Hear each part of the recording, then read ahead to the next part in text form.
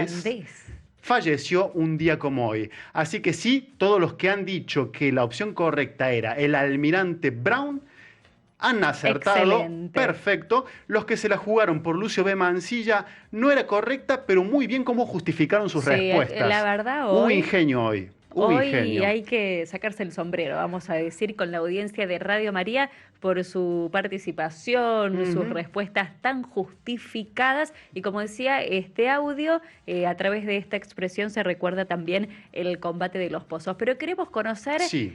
quién era El- entonces Guillermo Brown. ¿Cómo fue que este irlandés llegó a ser parte de las luchas independentistas de Ujú. este suelo, de las Provincias Unidas del Río de la Plata, de Argentina? Todo esto no lo podemos contar nosotros, Por José, no supuesto. estamos preparados para tal tarea, es por eso que convocamos y nos dimos el lujo también de Sí. convocar en este día lunes feriado a Esteban Tito Dómina. Él es historiador cordobés, es Ujú. muy amigo de la casa de Radio María, escritor, político argentino, y hoy nos acompaña con mucha generosidad para conocer entonces al almirante Guillermo Brown. Esteban, ¿estás por allí del otro lado? Buenas tardes. Bienvenido.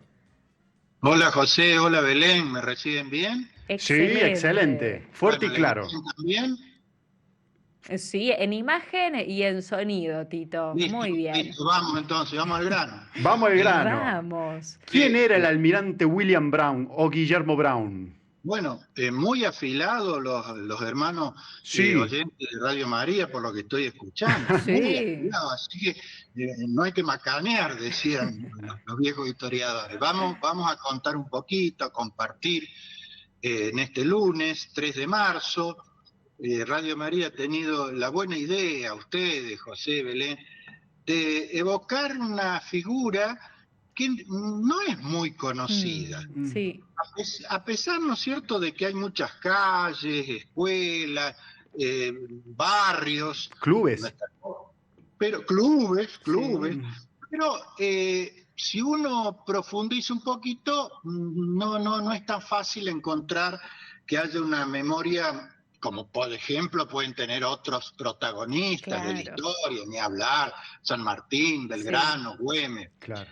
Sin embargo, Brown tendría que estar en ese podio, en Mm. ese podio, porque Guillermo Brown, ustedes evocaron hace un rato una de sus participaciones, que Sí. fue durante la guerra que sostuvimos con el Brasil, con el imperio del Brasil, pero en realidad hay 3 momentos históricos de esa primera hora patria donde Guillermo Brown tiene alta participación. Y si hay tiempo, los podemos ir desgranando. Por Sí. supuesto.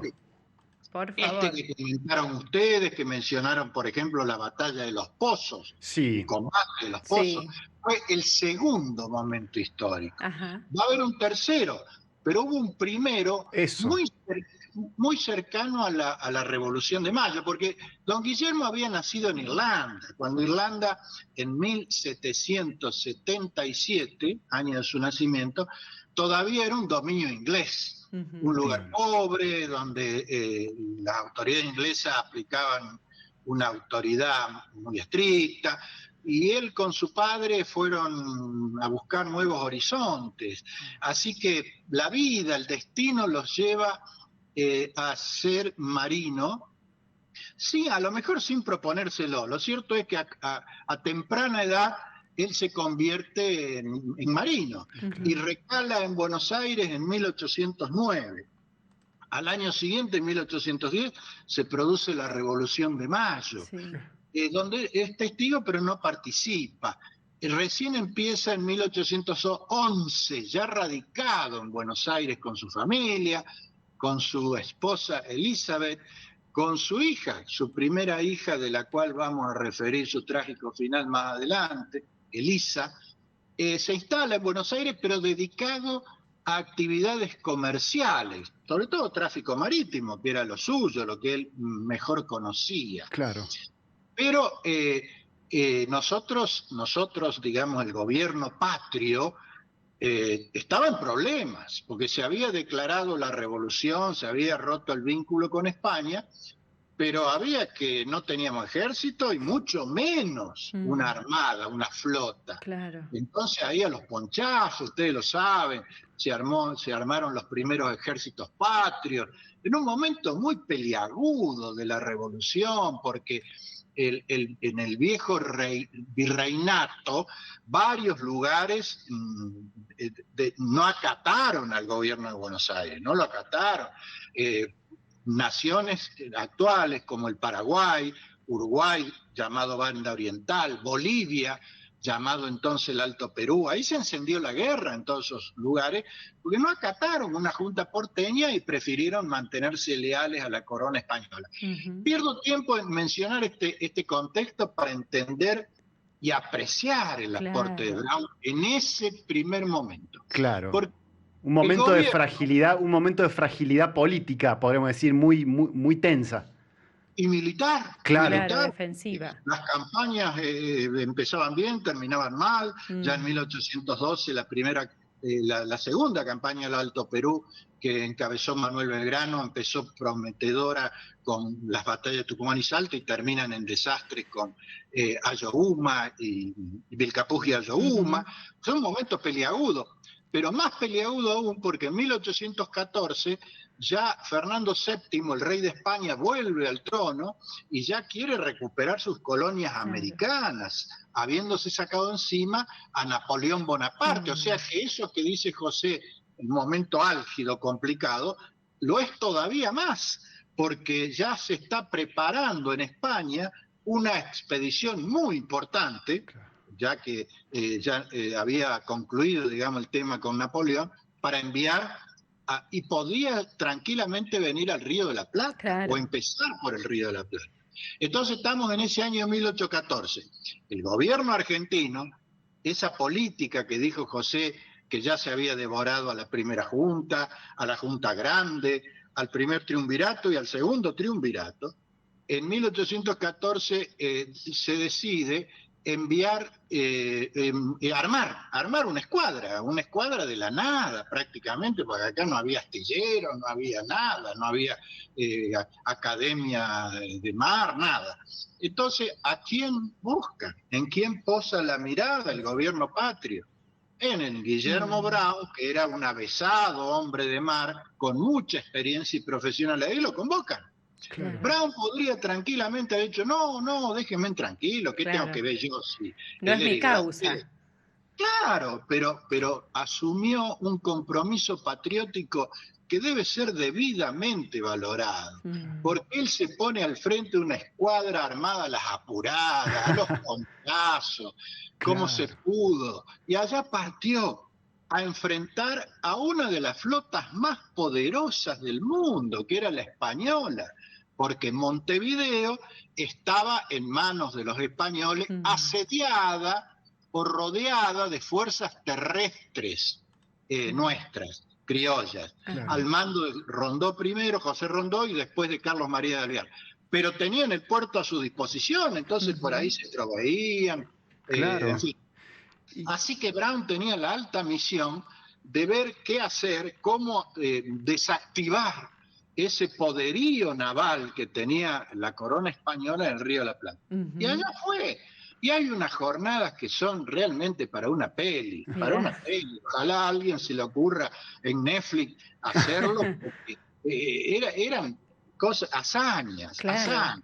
Bueno, la cosa es, para hacerla corta, que se mandó don Guillermo Brown con su gente, con sus oficiales, con sus marineros, con esa flota armada como se pudo, y bueno, recuperó el control del Río de la Plata, acometió contra el puerto de Montevideo, lo bloqueó, y hay una jornada naval que se llama El Buceo, entre los días 15 y 17 de mayo de 1814, donde increíblemente logra doblegar ese poder naval español realista y facilitar la caída de Montevideo, porque a los pocos meses el asedio de las tropas terrestres logra el cometido y se logra en ese año 1814 recuperar la banda oriental y sobre todo la capital, Montevideo, que no era nada menos que el apostadero naval español. Claro, un valor estratégico tremendo.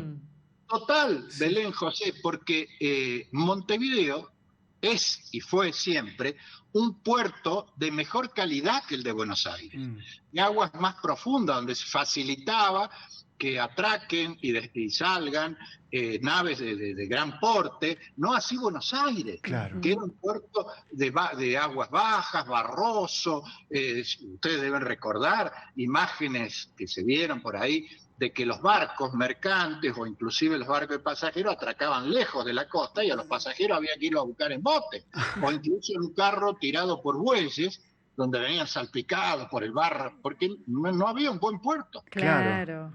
Por eso Montevideo era muy estratégico, y por eso esta victoria de Brown y los suyos, el 15 y 17 de mayo de 1814, fue, como dijo José, estratégica. Porque miren ustedes, bueno, no en vano, el 17 de mayo, años después, naturalmente, fue declarado Día de la Armada Argentina. O sea, la Armada, nuestra Fuerza Naval, conmemora su día como nacimiento el 17 de mayo de 1814 en homenaje a este triunfo del almirante Brown. Pero volviendo al asunto de lo estratégico, fíjense que ustedes que alejó el riesgo de que esa expedición que hace un rato estábamos diciendo se preparaba en España para reconquistar las colonias españolas, dirigida por un tal Morillo, no vino acá, sino que se fue para el lado del Caribe. O sea que fue muy importante. Bueno, ahí Brown en 1815, 1816, para seguir un poco la hilación histórica rápidamente, emprende lo que se llamaba una guerra de corso o campaña de corso, que no son los corsos de carnaval que hoy día. Justo hoy. No. Los corsos eran expediciones autorizadas por los gobiernos para llevar a cabo determinadas tareas. En este caso era hostigar a la flota española, 1815, 1816, que navegaba la costa del Pacífico. O sea que don Guillermo, otra vez con unas cáscaras de nuez, dio la vuelta por el Cabo de Hornos y navegó toda la costa del Pacífico, hostigando a la flota española en distintos puntos. Llegó a Guayaquil, actualmente en Ecuador, pasando por Lima y otros puntos. Y bueno, esa expedición después no termina bien porque él tiene muchas complicaciones. Inclusive aquí asoman algunos problemas con el gobierno argentino porque aparentemente a último momento le habían pedido que se quedara en Buenos Aires a cargo de la comandancia y que no dirigiera él la guerra de corso. Pero el irlandés de sangre caliente le metió para adelante. Termina, para hacerla breve, otra vez en Inglaterra, termina en Inglaterra porque lo toman prisionero, se enferma de enfermedades tropicales, fiebres tropicales, mal. Entonces termina en Inglaterra, donde está su familia, porque Elizabeth, que ya tiene 3 hijos a esa altura, cuando 2 años sin la presencia del jefe de familia, logró volver a Inglaterra para que su familia, sus relaciones allá le dieran una mano. Claro. Reúne con su familia, pero mirá vos, decide volver a Buenos Aires. Vuelve en 1818 y la pasa mal, porque inclusive estuvo prisionero, escuchen bien, condenado a muerte por un tribunal militar por el acto de desobediencia. Cuando le dijeron quédese y él se mandó. Felizmente ahí sale, por ejemplo, Juan José Paso a pedir que no se aplicara para nada esta condena a un verdadero héroe, porque era un personaje de gran prestigio, y felizmente el directorio, en ese momento el director es Pueyrredón, le impide que se ejecute naturalmente la condena y le restituye el grado militar, pero solo, y expresamente lo dice la disposición oficial, el uso de fuero y uniforme, o sea, sin remuneración.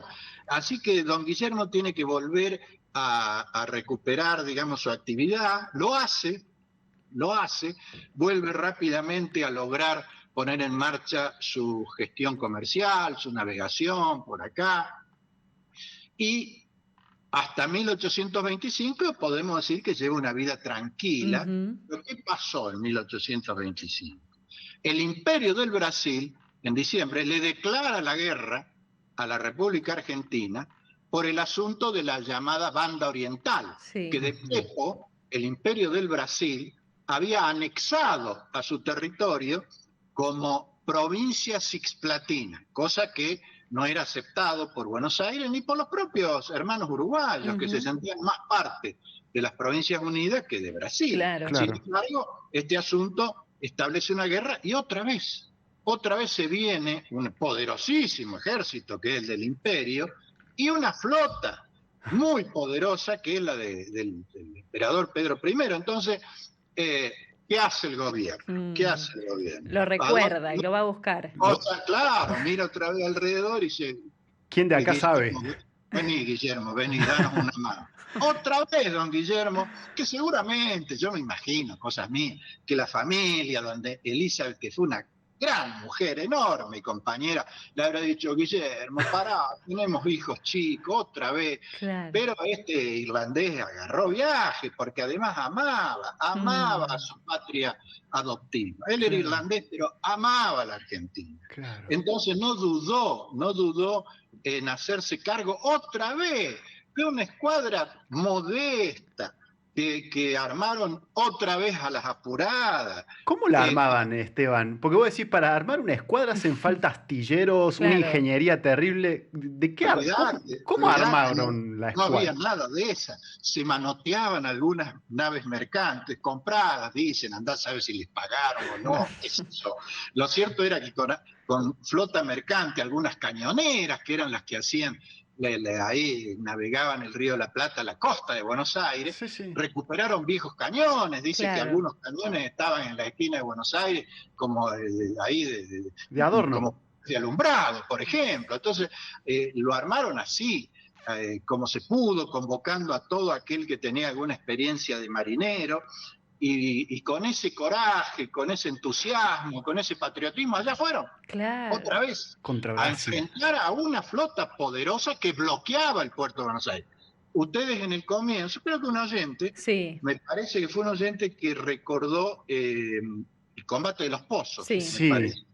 Porque el combate de los Pozos es ahí, en 1826, cuando Brown ya está otra vez a cargo de nuestra escuadra, que se realiza ahí en la costa de Buenos Aires, a la vista de Buenos Aires, porque desde la costa los cañoneos y este combate desigual, eran 3-1 la capacidad naval de los imperiales con la nuestra, y sin embargo los pone en fuga. Imagínate las aclamaciones de la gente, porque si no, si los tipos lograban desembarcar, se trasladaba la guerra a Buenos Aires, era un infierno. Entonces Brown los pone en fuga, confiado en su capacidad y en el coraje y patriotismo de su gente. Ahí está el asunto del fuego rasante, que es justamente los disparos a flor de agua, que, bueno, lograron que el enemigo decidiera retirarse, así que júbilo en Buenos Aires.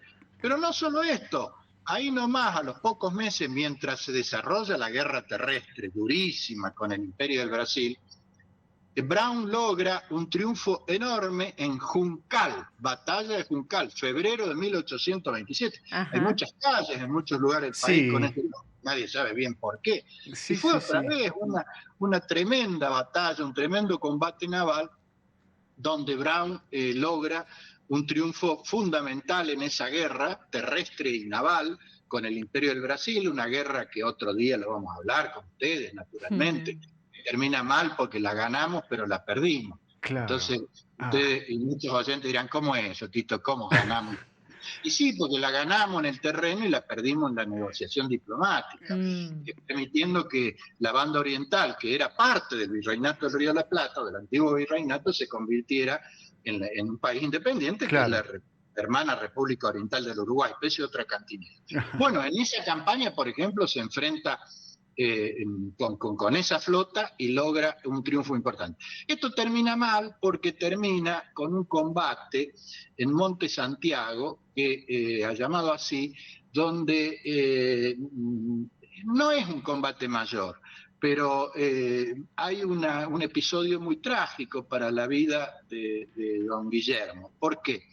Porque ahí pierde la vida su futuro yerno, Francisco Drummond,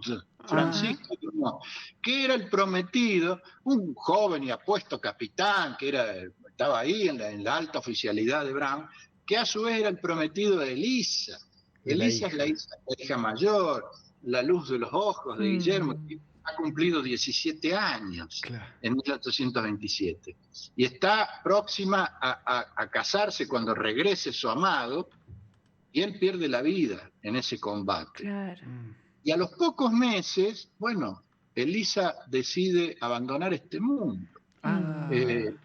Porque se sumerge ella también en las aguas con 17 años y da lugar a una historia romántica, como siempre esta historia ahí entre la ficción o la leyenda y la realidad. Pero lo cierto es que Elisa parte de este mundo al encuentro del Señor en 1827, imagínate el puñal que clava en el corazón de sus padres. Así que después de eso, en 1828, cuando ya había terminado mal esa guerra, ese segundo momento histórico de participación decisiva de Brown, los ejércitos que vuelven de la guerra del Brasil, que habían disputado esa contienda, entre otros Juan Lavalle, derrocan al gobierno de Manuel Dorrego en la provincia de Buenos Aires, y Juan Lavalle, bueno, eso termina después con la tragedia de Navarro, donde Lavalle, otro día también lo vamos a comentar con los amigos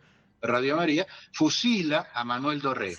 Pero mientras Lavalle está, digamos, abocado a perseguir y a enfrentar y finalmente a fusilar a Dorrego, alguien tenía que hacerse cargo del gobierno. Entonces Lavalle mira también a su alrededor y dice, a ver, ¿a quién le dejo con la importancia, responsabilidad que tenía tomar a cargo el gobierno transitoriamente? Y se le pide a Brown, a don Guillermo, que se haga cargo por su prestigio, por su reconocido patriotismo, por el respaldo que tenía de la gente. Y entonces Guillermo Brown, esto lo quiero aclarar y dejar muy claro, digamos, sin tomar parte en el lío interior, en el conflicto naciente entre unitarios y federales que tanta tragedia causó al pueblo argentino. Él no era parte de ese ámbito de la política. Él iba de pabellón celeste y blanco al frente de sus marinos, pero le piden que digamos, esta gauchada, por decirlo de un modo, y es gobernador delegado, pero muy mortificado por el final que tiene Manuel Dorrego, a quien también conoce. Entonces, cuando vuelve Lavalle, le dice, yo me voy a mi casa, y efectivamente se queda en su casa. Y se queda en su casa, dedicado otra vez al comercio, viven en una residencia en el barrio de Barracas, en Buenos Aires, en el Río, y todos esos años él está dedicado a la vida familiar. ¿Y quién es digamos, la figura rutilante de ese momento histórico de la década de 1830? Juan Manuel de Rosas, con el cual tiene buena relación, sin que preste servicios, mucho menos obsecuencia, pero él no es enemigo de Rosas, como muchos unitarios que se fueron, por ejemplo, emigraron a Uruguay, fruto del enfrentamiento, de la grieta, Claro. No quería saber nada. Él estaba dedicado a sus cosas, a su familia, pero ¿qué pasa? Tercer momento histórico. ¿Vieron cómo van alternando, ¿no? Los momentos históricos con los momentos, llamémosle, personales, familiares? Claro. Donde es un poco la síntesis de la vida, de la paradoja de la vida de don Guillermo. Bueno, él está dedicado a sus cosas, disfrutando de la paz familiar, pero ¿qué pasa? Los emigrados en Uruguay y el presidente de Uruguay, que se llama Fructuoso Rivera, es enemigo de Juan Manuel de Rosas. cuyo aliado en la interna uruguaya, en la grieta uruguaya, que era enorme, se llama Manuel Oribe. Pero Manuel Oribe no tenía escuadra. ¿A quién contratamos? Rivera tampoco, pero ¿quién aparece? Aparecen los gobiernos, las potencias de ese momento, Inglaterra y Francia, que le dicen a Rivera, quédate piola, yo te pongo la flota, la más poderosa. Y ustedes dirán, ¿y qué les cruzó por la cabeza a Inglaterra o Francia en meterse en un conflicto que nada que ver? No. Estaban muy interesados en liberar la navegación de los ríos interiores. Claro. O sea, mandarse por el Río de la Plata, subir y remontar el Paraná y el Uruguay para comerciar con todo el litoral y llegar hasta el Paraguay. Claro. No eran ninguno nenes hechos. No dan puntadas sin hilo. Y el que impedía eso y no quería saber nada, que le caminaran los ríos, era Rosas. Claro. Esto tiene que ver con algo que también hablaremos otro día, con la vuelta de obligados más tarde. Pero digamos, Rosas no quería saber nada, y entonces, ¿qué hace? Le bloquean el puerto de Buenos Aires, la isla de Martín García, que era un lugar estratégico. Sí. La isla de Martín García, que todavía existe, naturalmente, es un poco la llave de ingreso al estuario del Plata, a los ríos Paraná y Uruguay. Entonces la flota anglo-francesa, la más moderna del mundo, chicos, ya tenían naves a vapor. Claro. Un adelanto total, artilladas y una serie de chiches, ¿no? Bueno, entonces Juan Manuel de Rosas otra vez mira a su alrededor y dice, ¿a mandamos a que le paren la mano a estos tipos? Adivinen a quién. A Guillermo. A don Guillermo. A don Guillermo Brown.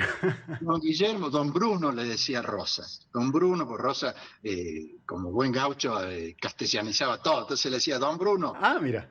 Deme una mano. Y Brown, sin ser partidario de Rosas, esto hay que dejarlo claro porque... Él no entraba en la interna política, digamos. Sí. No entraba en el juego, pero cuando estaba amenazada la soberanía nacional, la libertad de su gente, de su pueblo, y flameaba el pabellón celeste y blanco, y allá iba. Y allá fue. Y otra vez, el tipo otra vez con una escuadra armada, otra vez a las apuradas. Imagínate enfrentar a esta tremenda flota. Bueno, logra contrarrestar el asedio hasta que finalmente se firma una paz con Inglaterra y Francia en 1841, pero esos 3 años atajó los penales ahí en las aguas, recuperó la isla de Martín García, inclusive tiene algunas victorias muy importantes, una se llama Costa Brava, en esa campaña, su tercer momento histórico. O sea que vuelve a hacerse cargo con alta profesionalidad, pero más que nada con coraje y patriotismo, siempre al frente, porque cuentan sus hombres, la gente que estuvo peleando con él, que él no estaba en el camarote mirando por... Claro, estaba en la cubierta. Encubierta, al frente de su gente, incluso fue herido en varias batallas, y no la pasó bien. Quedó, por ejemplo, en la segunda campaña, recibió una herida, en la primera creo que fue muy fuerte, que lo obligó a usar bastón el resto de su vida, en una pierna, ¿no? Un impacto de un misil en una pierna. Bueno, pero volviendo a lo importante. Otra vez, su tercer momento histórico, y ya de ahí sí se retira definitivamente a sus actividades, ya es un hombre mayor, va a ser longevo, Ajá. Va a ser longevo. Sí, encontramos una foto de él y dijimos, mira, si hay fotos... Muere cerca de sus 80 años. Es un daguerrotipo.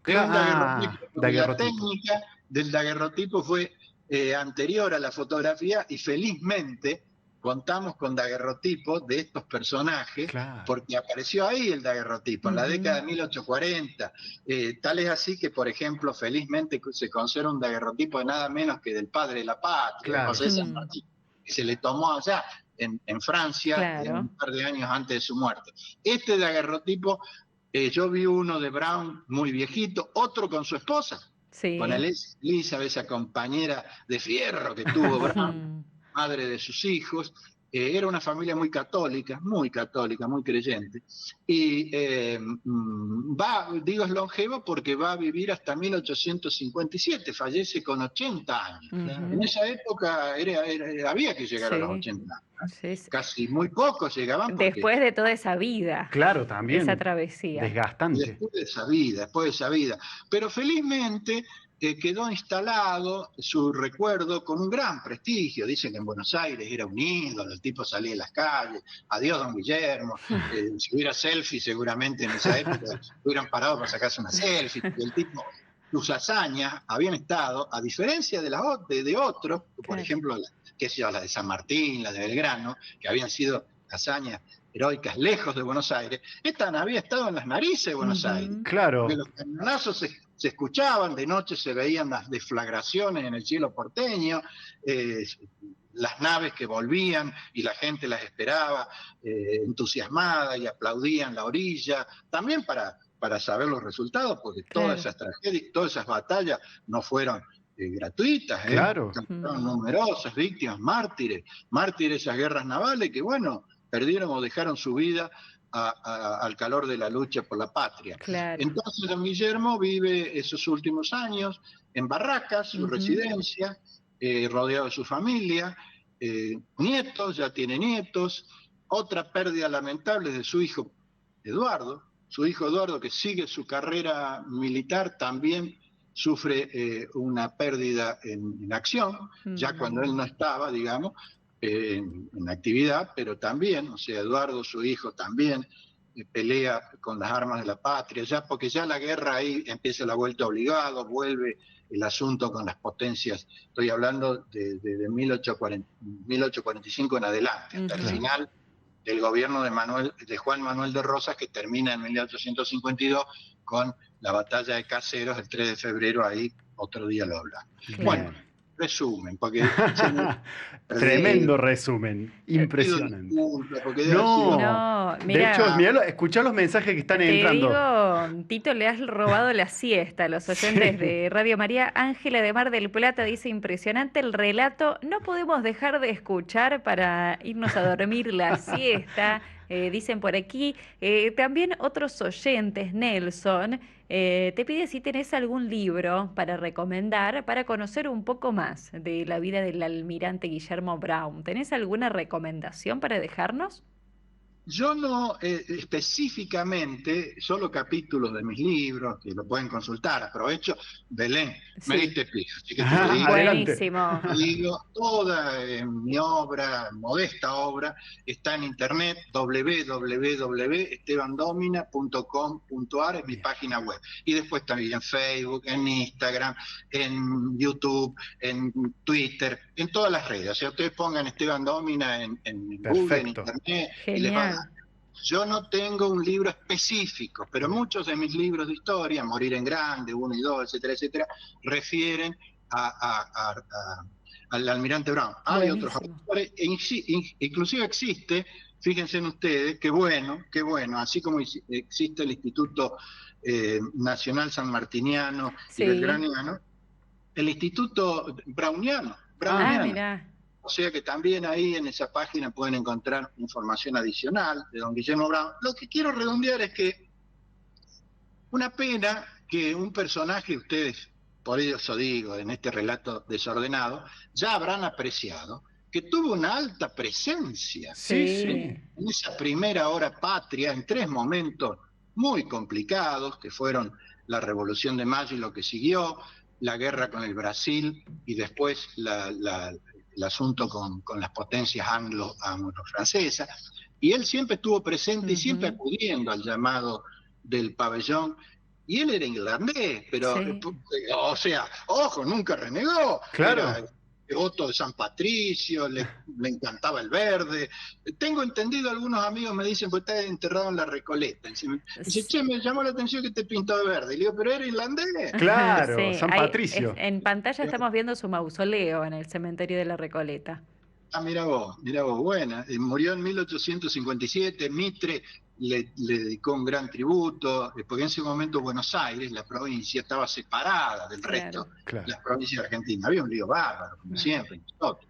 Entonces Mitre, que era el hombre fuerte de Buenos Aires, le dedica palabras muy, muy, muy honrosas, e inclusive le pidió en vida a Mitre, muy criticado, ¿no es cierto? Ustedes lo deben haber escuchado a Mitre cuando alguien quiere decir que la historia de Mitre no sé qué, la historia mitrista o qué sé yo. Yo le doy un gran valor, a pesar de que uno no necesariamente tiene que compartir todo lo que dice, porque Mitre se tomó el trabajo de recopilar todo lo que andaba dando vuelta para escribir los 2 tomos básicos y pilares de la historia argentina, que son la historia de San Martín y de Belgrano. Después te puede gustar o no, eso otro día hablamos de Mitre. O discutir las conclusiones quizás, pero el método... brillante. Pero él juntó todo eso, la buena parte de todo eso lamentablemente se hubiera perdido. Y entre las cosas que rescata Mitre, le pide a Brown en vida, porque lo admira Mitre, le pide que le haga una especie de crónica, de memorando, que por ahí muchos dicen las memorias de Brown. No, porque ni siquiera lo hace, yo me permití buscarla, no lo hace en términos personales, o sea... sino en términos de como si fuera un tercero. Claro, no es en primera persona. Claro, no en primera persona, pero ese memorándum estuvo a la mano de Mitre para que Mitre lo pudiera volcar en sus relatos históricos. Así que aportó por todos lados nuestro Guillermo, y está bueno que hoy Radio María, Belén, José, la producción lo haya elegido, porque hoy todo el mundo está con la cabeza en otra cosa. Imagínate, para colmo que es lunes, martes, carnaval. Claro. No, y... Así que los carnavales no son los de antes. Un oyente escuché que dijo, no podemos ir a dormir la siesta, porque cuando yo era chico nadie dormía la siesta. Claro. Todo el mundo salía a la vereda con balde, salías y te mojaban. A jugar con agua, y a la tarde noche eran los corsos, y después los bailes en los barrios, todo ese carnaval de otra época. Ahora lo que se ha rescatado en feriado, pero imagínate, en ese marco, ¿quién se puede acordar que Guillermo Brown? Así que yo les voy a agradecer muchísimo, José, Belén, muchísimo, a vos. Que me hayan permitido evocar junto a los hermanos de Radio María a un personaje que tiene todo el derecho de ser recordado, cuyos méritos no pueden ser olvidados. Nosotros los argentinos, que somos de memoria liviana, ¿viste? Enseguida nos olvidamos de todo. Que sepamos rescatar del pasado las figuras que fueron los constructores de la patria. Y Brown está en esa primera fila. Miren, yo hace un rato... les decía de las redes, donde tengo todo mi material, y invito otra vez a que lo busquen, es gratuito, de acceso, por supuesto, de acceso libre y gratuito. Pero ¿qué quiero decir? El lema no es autobombo, Belén, pero va a servir para una aclaración. El lema de mis redes es conocer el pasado para iluminar el presente. Claro. Conocer el pasado para iluminar el presente. O sea, no como una veleidad, ¿viste? Una veleidad intelectual, de esta parte para que digan, ¿cómo sabe este tipo? Para nada. ¿Saben para qué me interesa a mí mucho esto que ustedes hacen? Lo aplaudo, porque conocer el pasado ayuda a entender el presente, y atención, en lo posible a no volver a cometer los mismos errores. Claro. Los argentinos somos campeones mundiales de volver a tropezar con la misma piedra. Bueno, algo que nos llamaba la atención mientras ibas hablando es que hubo 3 momentos históricos y en ninguno de los 3 momentos había una flota lista. En los 3 momentos hubo que salir a parchar. No, porque cuando terminaban las guerras, José, muy bueno tu apunte, porque cuando terminaban las guerras, bueno, acá se desentendían de los guerras. Los otros terminaron muy mal, otro día lo vamos a hablar, pero el triste final, por ejemplo, de los granaderos a caballo, el regimiento más glorioso que tuvo y que felizmente fue recuperado muchas décadas después. Quiero decir, acá se terminaron las guerras y chavo, otras cosas. Claro. Entonces, somos muy de volver a tropezar con la misma piedra, y digo otra vez, con la misma piedra, porque no es una piedra nueva, sino que la misma, la desunión, el conflicto, Claro. la mezquindad, todas esas cosas que lamentablemente impiden que este país tan generoso, la mano de Dios, todos los días debiéramos, cuando abrimos los ojos, agradecer al Señor las bondades que ha derramado. ¿Qué nos falta? ¿Qué nos falta? Nada, tenemos de todo. Claro. En el mundo despertamos envidia porque miran y ven lo que tenemos y dicen, che, loco, pero ¿qué les pasa? Con tanta pobreza, con tantos problemas. Bueno, va siendo hora, y yo creo que una de las formas que puede ayudarnos, además de la fe, es recuperar el legado, honrar el legado de los padres de la patria. Sin dudas. Esteban, ya Tremendo. nos despedimos Sí. porque estamos a 3 minutos de que culmine el programa. Solo decirte que llegaron muchísimos agradecimientos para vos. Qué lujo, don Tito, dicen. Hermosa historia y valores hermosos para poner en práctica. Sí. También otra clave importante, dice Janet, desde Corrientes. Nos preguntan después dónde encontrar el relato de hoy. Ya lo vamos a compartir Va a en estar subido. YouTube. No Sí, te sí, pueden dejar de escuchar desde Maipú, Mendoza también. Muy dice. entretenido, dicen otros. Muy También. es muy entretenido el relato. Sí. Así Porque la historia, y termino yo, Sí. chicos, no tiene por qué ser aburrida. Tal cual. No tiene por qué ser aburrida. Tal Entonces, cual. mucha gente no le gusta la historia porque se la cuentan así de un modo muy Claro. riguroso. Totalmente muy de acuerdo. solemne, y no es así. Bueno, el agradecido soy yo. El agradecido soy yo, que terminen bien el día y que Dios ayude a que nuestro Santo Padre mejore su salud. que así sea. Gracias, Esteban. Y bueno,